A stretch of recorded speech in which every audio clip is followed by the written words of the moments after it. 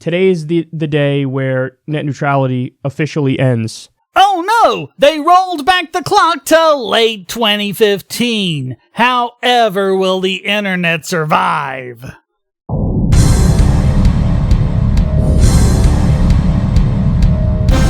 Now what's going to happen is, exactly as we predicted all along.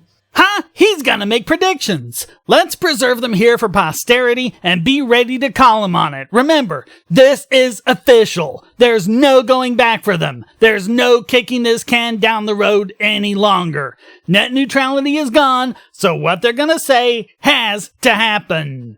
Internet service providers will be the gatekeepers to your internet.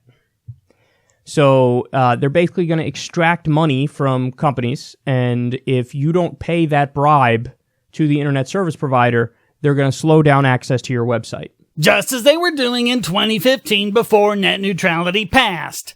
Oh, wait a minute! They weren't! Now is when you're going to start seeing it, and it'll happen over time. They'll slowly roll it out. So why didn't it happen for the 24 years of the World Wide Web before net neutrality?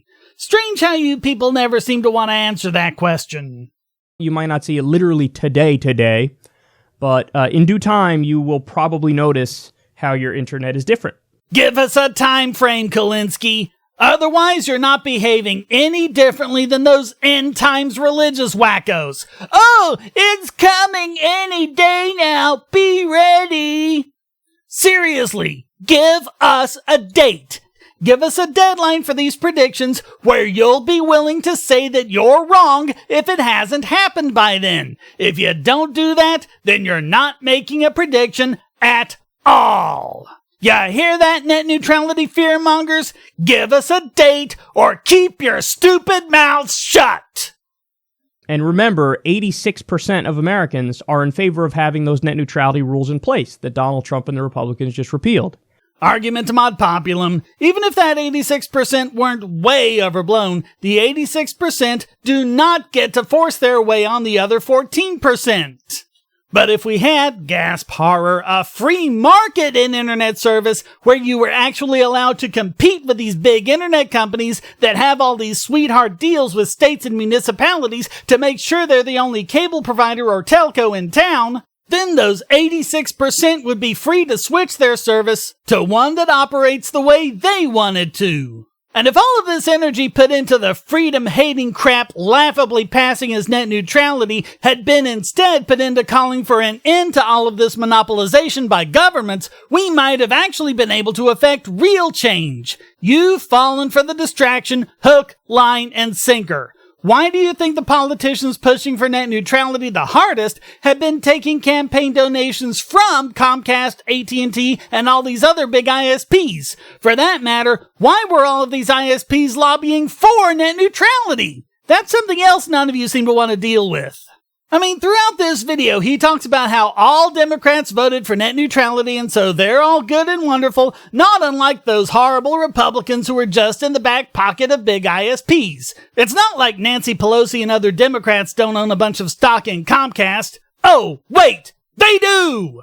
And so far in the 2018 election cycle, Comcast has given more money to Democrats than they have to Republicans. Not much, I'll grant you, but they do give.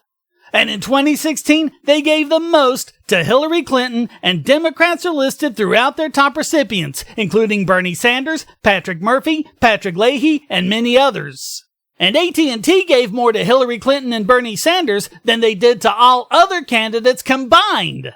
But yet again, this is one of those instances where even when they're right on something, they don't know how to make it a huge story. Yeah, because this hasn't been covered at all, and you haven't in any way had people like you fear-mongering over this for weeks. Give me a break!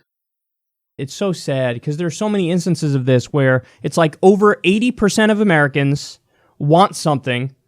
The Republicans say, hey, fuck you, we're not going to do that. There was a time when 80% of the country supported racial segregation and the ban on interracial marriage. Before that, they supported slavery and the execution of heretics. Just because a lot of people want something does not mean it's a good thing.